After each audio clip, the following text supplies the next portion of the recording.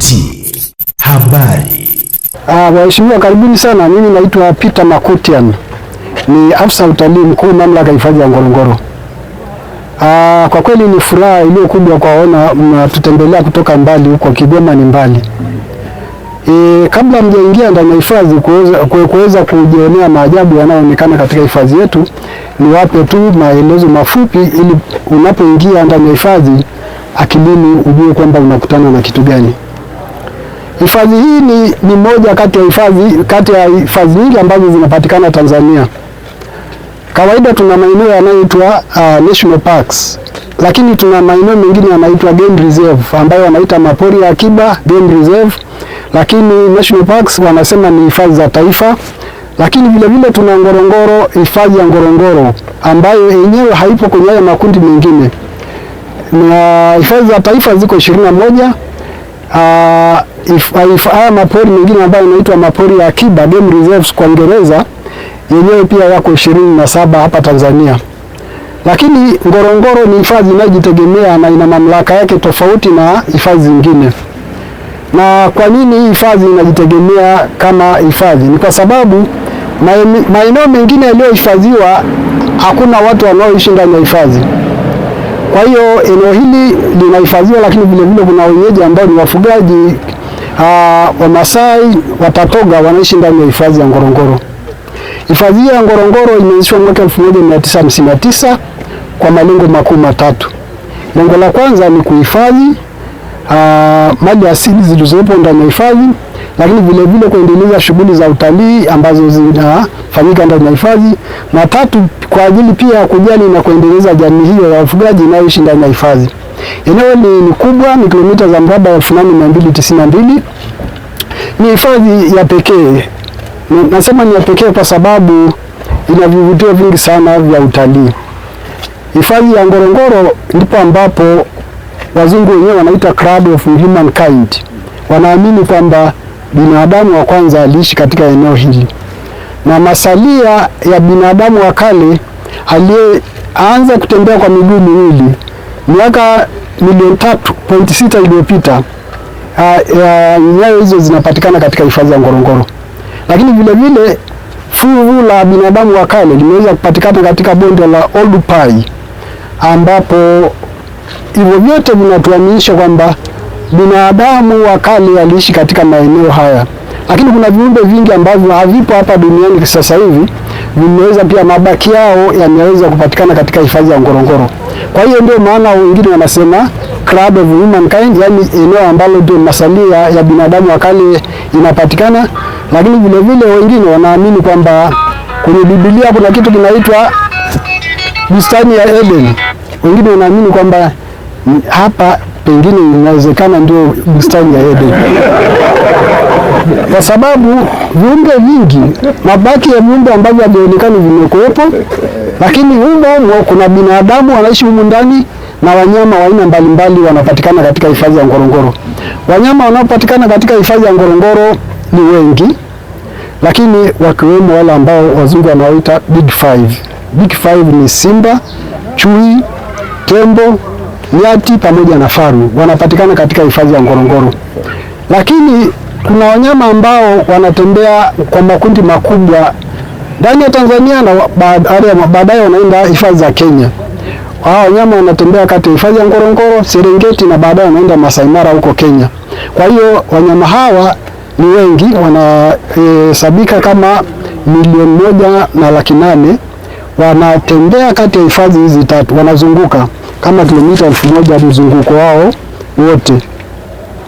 Lakini kitu ambacho kinafurahisha, wakati wa kuzaa wanazaa upande wa Ngorongoro. Kuna eneo linaitwa Ndutu. Kwa bahati mbaya, kwa sababu ya muda mtaweza kufika leo, lakini huku ndipo wanapokuja kuzalia. Kwa hiyo watoto hawa nyumbu, kama kungekuwa na swala la passport, maana yake wangekuwa na passport ya Ngorongoro. Kwa hiyo eneo hili lina umuhimu na maajabu ya aina hiyo. Lakini mlima wa tatu kwa urefu Tanzania unapatikana ndani ya hifadhi ya Ngorongoro, wanaita Loimalasin. Lakini vile vile tuna kreta tatu. Kwa bahati nzuri leo nitafika kreta kubwa ambayo ndio ina wanyama wengi zaidi, kreta ya Ngorongoro. Tuna kreta ya Embakai huko. Kreta sehemu kubwa ya kreta ni kuna ziwa huko ndani. kuna wale ndege wanaoitwa heroe au flamingos wanapatikana katika ziwa hilo ndani ya kreta ya Envakai, lakini vile vile wanyama wanapatikana pembezoni mwa ziwa hilo. Tuna kreta ya Olmoti ambayo kuna wanyama pia wengi wanaopatikana katika eneo hilo. Kwa hiyo viumbe hivi, msitu huu mnaouona ni msitu mkubwa ambao pia ni makazi ya wanyama pori kama faru na wanyama wengine. Kwa hiyo ni muhimu, ni eneo ambalo ni muhimu kwa maana ya uhifadhi. Na maji yote mnayoona Karatu na maeneo mengine yanatoka kwenye msitu wa Ngorongoro. Kwa hiyo eneo hili ni eneo ambalo ni muhimu sana. Umuhimu wa eneo hili limepelekea UNESCO, shirika la Umoja wa Mataifa linaloshughulika na masuala ya uhifadhi, mambo ya culture, limeweza kutoa status wa eneo hili kujulikana kama ni moja kati ya maeneo ya urithi wa dunia. Lakini vile vile tunasema kwamba ni Geopark, wanaita Geopark. Geopark ni eneo ambalo kuhifadhi miamba hiyo ambapo ugunduzi umefanyika, imepelekea ile eneo pia kupewa status ya kuwa moja kati ya Geopark.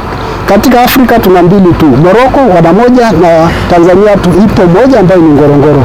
Kwa hiyo wengine wanaita pia ni eneo hili ni moja kati ya maajabu 7 ya asili ya Afrika. Kwa hiyo mnapoingia ndani ya hifadhi leo na mjisikie kama mnaingia kwenye eneo ambalo ni special kwa aina yake, kwa sababu ya hayo maajabu yote ambayo yanapatikana katika hifadhi yetu ya Ngorongoro. Kwa hiyo ni washukuru tena, niseme kwamba karibuni Ngorongoro. Nina hakika mtatembelea eneo dogo tu leo ambayo ni hapa kreta ya Ngorongoro, lakini mtapata kushangaa kwamba eneo ni dogo, ni pasenti 4 tu ndani ya hifadhi ya Ngorongoro, lakini mnaweza mkaona karibu kila kitu ndani ya kreta ya Ngorongoro. Kwa hiyo karibuni, mjisikie mmekuja leo kama taasisi, lakini vile vile tuwakaribishe sasa kuje kama familia, kila mtu kwa nafasi yake, watoto pia waweze kujionea maajabu yanayopatikana katika hifadhi yetu ya Ngorongoro. Karibuni sana, kama kuna maswali tutayajibu. Kuna mambo ambayo nimefurahia. Ndio tumesoma Biblia sana. Ndio. Na ulipozungumza kwamba inawezekana kwamba haya maeneo ndipo Bustani Eden ilipokuwa. Ndio. Tunahitaji kuliangalia jambo hili kwa uzuri, tukafurahia kwamba kumbe Bustani Eden ipo Tanzania. Sawa sawa. Tunahitaji kuingia na sisi kwenye vitabu vyetu. Ndio. Hii ni vya kweli. Sisi pia sawa sawa. Ni kweli. Lakini kitu kingine naona pia ni kama kuna uwanja wa ndege ndani. Tunayo. Labda niseme tu eneo hili ni moja kati ya maeneo yanayofikiwa na watalii wengi kutoka nje ya nchi. Okay. Kwa mwaka tunapokea watalii 1.1 zaidi. Kwa hiyo inabidi tuwe na maeneo ya malazi, tuna mahoteli katika hifadhi, lakini vile vile tuna viwanja vya ndege ili kuruhusu wale wanaotalii kwa kuja kutumia ndege waweze kutua na kufanya shughuli zao, lakini vile vile kuna malango mengine ambapo wananchi wanaweza wakapitia kutembelea hifadhi ya Ngorongoro. Ndio. Asante. Na mwisho kabisa unazungumzia upekee wa Ngorongoro tofauti na hifadhi nyingine, ni kweli? Sawa sawa. Na upekee nimeona kama ulivyosema kwamba humu pia binadamu tunaishi na maisha ya kawaida. Ndio. Vipi usalama wa hawa watu na wanyama, yani usalama wao upoje? Usalama upo. Kama mnavyofahamu wengi, kama mimi ni Mmasai, tena ni mzaliwa hapa ndani, ingawa kwa sasa naishi nje. Wamasai ni watu ambao toka ukiwa mtoto mdogo unakutana na wanyama. Kwa hiyo unapoanza kukua unafundishwa namna ambavyo unaweza kuwakwepa wale wanyama, na kwa hiyo cases za wanyama kugongana na binadamu zipo, lakini ni kidogo ukilinganisha na maeneo mengine. Kwa hiyo lakini wanyama nao, kwa sababu hao binadamu wamekuwa wanaonekana ndani ya hifadhi muda wote, wao pia wana namna yao ya kuwakwepa watu. Kuna maeneo pia ambayo kama kreta, mnapoenda kule binadamu hawaruhusiwi kuishi mle ndani. Tumegawa ile eneo katika kanda mbalimbali. Kuna kanda ambazo kwa sababu ya unyeti wa wanyama na wingi wao watu hawaendi huko, lakini wanyama hawa hawana mipaka, wanatoka huko ndani ya bonde na maeneo mengine wanakuja kwenda kwenye makazi ya watu. Kwa hiyo wanaishi namna hiyo. Wamasai wana namna yao ya kuishi na hao wanyama kwa kwepa na nini, lakini vile vile wanyama nao wameshajulia namna ambavyo wanaishi na binadamu. Ukikuta simba aliyepo hifadhi ya Ngorongoro ana namna fulani amezoea watu, lakini wa Serengeti ukienda, kwa sababu watu hawaishi ndani, anaweza akawa mkali zaidi. Ndio. Naam. Wanafanya shughuli za kilimo hawa? Hapana, kuishi ndani ya hifadhi kuna changamoto zake, kwa sababu ukitaka kulima lazima uende nje ukalime. Ukitaka kufanya shughuli zingine, hata nyumba za kujenga huku za kudumu haziruhusiwi ndani ya hifadhi. Kwa hiyo mnakuwa na makazi ambayo sio ya kudumu ndani ya hifadhi. Kwa hiyo changamoto ipo kwa namna hiyo, na wengi kama mmekuwa mnaona mnaangalia kwenye vyombo vya habari, wengi wamehama pia kwenda Msomera na maeneo mengine, kwa sababu wanataka kufanya shughuli zingine za kibinadamu tofauti na huku ndani ambapo hifadhi tu na kuruhusu mifugo kuwepo basi. Ndio. Maduka yapo, lakini mashule zipo kwenye centers, kuna maeneo fulani ambapo kunakuwa na shughuli kama hizo. Na mnaona huo mpango wa serikali wa kutaka kuwatoa watu wote huko ndani unaweza kutumia, ama wengine hawatakuwa tayari?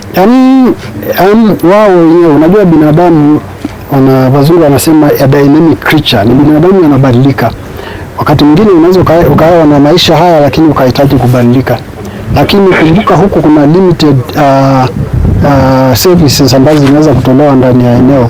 Kwa hiyo ili uweze kupata huduma hiyo kwingine, na ndio maana wengi wao kwa hiari yao wameamua kutoka ndani ya hifadhi, na naamini kama kadri muda unavyokwenda wengi watatoka kwenda nje.